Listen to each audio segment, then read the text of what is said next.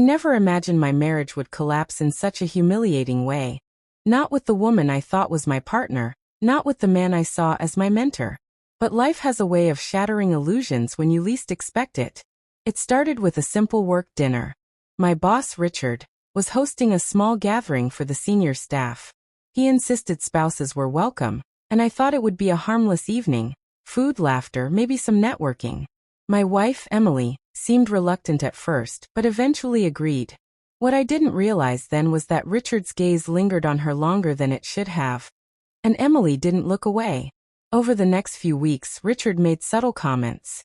"Your wife has such a presence," he'd say with a grin that felt too familiar. I laughed it off, brushed it aside, convinced myself I was being paranoid. But Emily grew distant. Nights at home were filled with her scrolling on her phone, quick smiles that didn't reach her eyes, and excuses that felt rehearsed. One evening, while clearing the dinner plates, she casually mentioned Richard had invited her for coffee to discuss some volunteer project. My stomach dropped. I told her plainly, "Emily, I don't feel comfortable with this. Please don't go." She tilted her head, eyes sharp, and said, "It's just coffee, don't be so insecure." But it wasn't just coffee. 2 days later, I found her slipping on a dress she hadn't worn in months, makeup carefully done, perfume lingering in the air. I asked where she was going. She looked me dead in the eye and said, "Out with Richard. Don't wait up." It felt like a knife twisting into my chest. My own wife, walking out the door to meet my boss, after I begged her not to. I sat on the couch staring at the door long after it shut, my heart pounding, shame burning through me.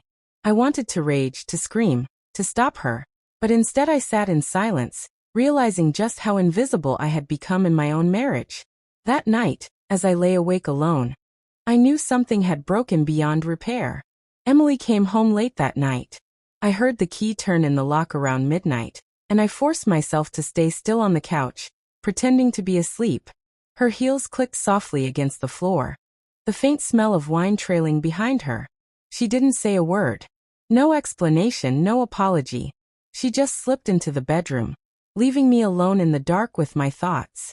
The next morning, I tried to hold on to some piece of sanity. Over breakfast, I asked her directly, "Did you enjoy your evening with Richard?" She didn't even flinch. She stirred her coffee, looked at me, and said, "He listens to me in ways you don't." My chest tightened, my hands clenched, but I kept my voice calm. "Emily, he's my boss. You're my wife. Do you even realize what you're doing to us?" She smirked, the kind of smirk that told me she had already decided where her loyalties lay. "Maybe if you were more ambitious, more like him, I wouldn't feel so bored." Her words echoed in my head like gunfire. More ambitious? Bored? I had sacrificed years of my life building stability, working overtime, ensuring she never went without. And now, in a single sentence, she reduced all of it to nothing. At work, things grew unbearable. Richard carried on as if nothing was wrong, calling me into meetings, flashing smug smiles, dropping hints that I couldn't ignore. My colleagues whispered when Emily stopped by the office unannounced, laughter echoing down the hall. I wanted to fight back, to confront him, but every time I looked at his polished suit and confident stride, I saw the power imbalance. He was my superior, and she had chosen him. One night, after another hollow dinner with Emily scrolling endlessly on her phone, I excused myself and went for a walk. The streets were quiet, but inside my head was chaos. How long had she been drifting away? When did I stop being enough? I replayed her words over and over. "He listens to me." That was the moment clarity hit me like a storm. I couldn't change Richard. I couldn't force Emily to love me. But I could choose myself. For the first time in months, maybe years, I realized I didn't have to stay where I wasn't wanted. The next morning, I woke up with a strange calmness. The anger, the humiliation, it was still there, but it no longer consumed me. Instead, I felt a sharp clarity, like the fog had finally lifted. While Emily showered, I pulled out a suitcase from the closet and laid it open on the bed. One by one, I folded my clothes, stacked them neatly, and placed them inside. It wasn't frantic, it wasn't rushed. It was deliberate, measured, final. Emily stepped out of the bathroom, a towel wrapped around her, steam following her into the bedroom. She froze when she saw the suitcase. "What are you doing?" she demanded, her voice a mixture of confusion and irritation. "I'm leaving," I said simply, zipping up the bag. She scoffed. "Don't be dramatic. You're not really going anywhere." I looked at her, really looked at her. The woman I once adored, the woman I built my life around.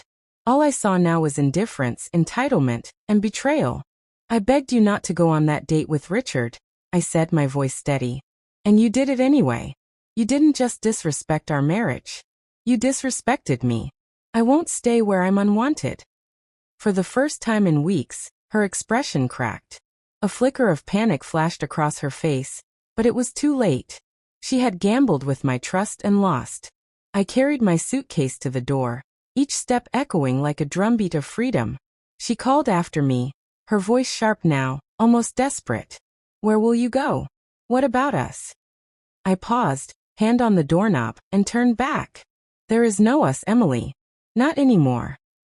The door clicked shut behind me, and with it, the weight of years lifted from my shoulders.